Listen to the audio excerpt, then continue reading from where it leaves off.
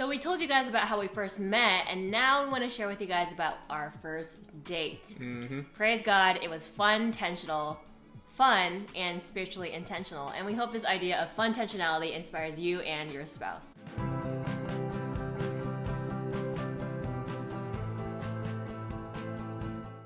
Hello, welcome back to The Biblical Couple. My name is Sheng, this is Joanna, and we are here to help you walk with God in your marriage.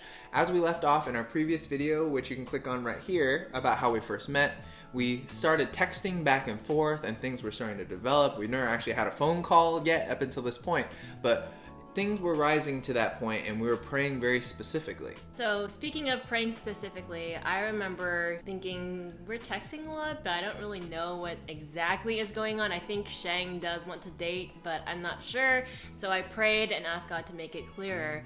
And actually the following day, Sheng called me. Lo and behold, if you pray specifically, God will answer specifically. Super, super cool. I was really nervous, but we had that phone call and we set it up. And she was coming down to the Torrance area in LA, and I was teaching a dance class over in Whittier, close enough, that same weekend. And I figured, hey, you know, you're coming down to LA, I'm going up to LA from San Diego. Do you want to go to a coffee shop sometime and, you know, strike up a first date?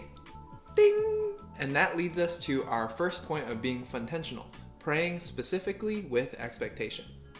Okay, so fast forward to December 12th, 2015, and I'm driving up to Torrance. I'm so nervous, anticipating to see what the Lord might do, praying for the date that God's will would be done. And fun fact too, I was like really intent on learning, so I was listening to a sermon about hell and how to think about that biblically. So all these things are running through my mind, and I'm just sweating bullets now because I see the ETA winding down as I get closer and closer. I'm so nervous that I have to actually pull over on the side of the road really close to where her now sister-in-law lives, and I just sit there praying because I'm so nervous.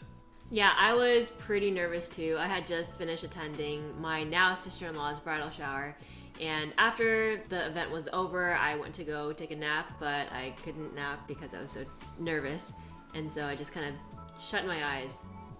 I walked up to the door and Joanna came out too, and lo and behold, I was wearing this flannel. And I was wearing this flannel. And ever since then, I would make fun of her that she would be trying to copy me. No. You know, I'd tell her, hey, you know, like, it's really good to see you. I'm flattered that you wanted to copy my attire. Yep. Nope. Even to this day, when we go to church, he copies me. It's another fun tip. Our second tip for being funtentional is just keep things playful. Yeah. Just tease, have fun. It really broke the ice and made us less nervous. This is actually the same exact shirt and the same exact flannel that I wore on that day. Yeah. Brings back memories. I didn't wear this, but I definitely wore this. Yeah, always matching. So then we made our way over to Kokohodo, which is a red bean pastry cafe. They didn't actually have the Kokohodo things, so we ended up just getting coffee. And we had a lot of fun. Speaking of keeping it playful, I just really put her through the burner. You know that Joanna's super shy, and I'm the opposite of that. And I just really pressed on her, like, hey, you know, something I've been trying to do is making 5-7-5s. Okay, I'm like super weird and kind of zany. You guys are probably already tell, but I asked her, like, hey, you know, I just put her on the spot, like, why don't you make a 5-7-5? Haiku. That's a haiku. Yeah, haiku, because 5 syllables, 7 syllables, 5 syllables. Yeah, I was like, I don't want to, but I guess I will. How can you deny somebody who's pressing you with such a big smile and such persistence on a one-on-one date? Yeah. Yeah, but no, I think I remember making it, and then you're like pretty impressed by it. Yeah, I think no matter what, I'm gonna have to give you the deference and, you know, oblige to being impressed. Sure. It was a bonding moment. So needless to say, I was sweeping her off her feet and just doing an amazing job of being a first date. But what did you think? Yeah, no, it was really fun. The first part of the date at the Red Bean Pastry Cafe Kokohodo. was really fun. The date was progressing really well, and he was like, hey, like, why don't you come along with me to my dance workshop? In the back of my mind, I was like, I wonder if he's gonna ask me to come. So I was like, sure. I have some dance experience in high school. I was pretty much like Aladdin going over to Jasmine and being like, I could show you the world.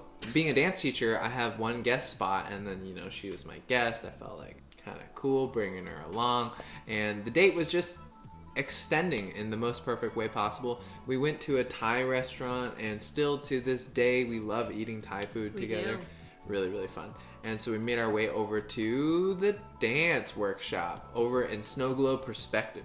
So needless to say, we had fun, we kept it playful, and we also kept it intentional. And that leads us to our third point, which is to reflect on your salvation, which is what we did because we shared our testimonies with each other. And even today in our marriage, we reflect on our testimonies. It's just really encouraging to think about. Yeah, so we shared on how the Lord had saved the both of us at different points in our life. When we first met, as we mentioned in our previous video, we both weren't actually saved. She got saved right before college, and I got saved right near the tail end of it. We got to share about that and how God was transforming us and changing our lives in that very moment. And that's actually one of the things that we want to incorporate into family worship soon too, is to be able to just reflect on that as a family and keep remembering the joy of our salvation. So that's one of the ways that we can have a lot of fun and be intentional at the same time. Absolutely. Alright guys, and then get this. I actually choreographed the dance, not knowing she would go to the actual dance workshop with me, because we only planned for the coffee shop portion, right? You remember? Mm-hmm. So I choreographed it though to Ephesians 5:22 to 33, because I had so much zeal for marriage. I was basically teaching all my students, like, hey guys, this is what biblical love looks like. And it just so happens my date is right over there. Well, I didn't tell them that portion, but that was what was going on in my mind. And I was like, oh, this is so perfect. She's going to see how intentional and how fun I am. Yeah, I mean, the students were probably like all single and like really young. So they're probably like, what am I learning? But when he explained that the song was inspired by Ephesians 5, I was like, whoa, okay, like, where is this going? Okay. Marriage. And that brings us to our fourth point, which is to bring the Lord into your leisure. What better way to enjoy your hobbies, leisurely activities, than by bringing the Lord into it and worshiping the Lord in those activities? And then, ding, ding, ding! It was starting to get the time where I had committed to taking her back safely home. So then I just grabbed her, lifted her up, and then hoisted her over. You know, it was like step up 5 or something. And you know, I slid her through the pavement, and I don't know. And then, you know, she safely landed into the car, and then, you know, shut the door and drove over very safely. And I'll never forget what you said about the date as I was driving you home. Yeah, I specifically remember us turning over into. Yeah, it was a curved road. Yeah. I remember that too. I don't think it was a road. No, well, yeah, obviously it was an drove overpass. on a road. It was an overpass. Yeah, it was an overpass. Yeah. Yeah, it was a curved road thing. Yeah. And I was like, you know, this was really encouraging. Yeah, no, she literally said that verbatim. And then when I heard that, I was like, yes, this is a done deal. She's gonna want to do this again. And hopefully again and again and again and again and again. Yep. And then I brought Joanna back and said goodnight to her. Went back to my friend's place where I was staying in LA. We had some goodnight texts, and we woke up the next day, Sunday, ready to go to church service together and to meet up again and worship. Sweet times. Sweet times.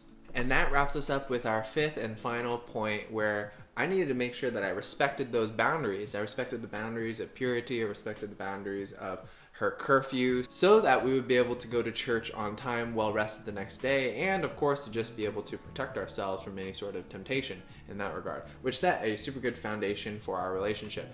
So yeah there you have it.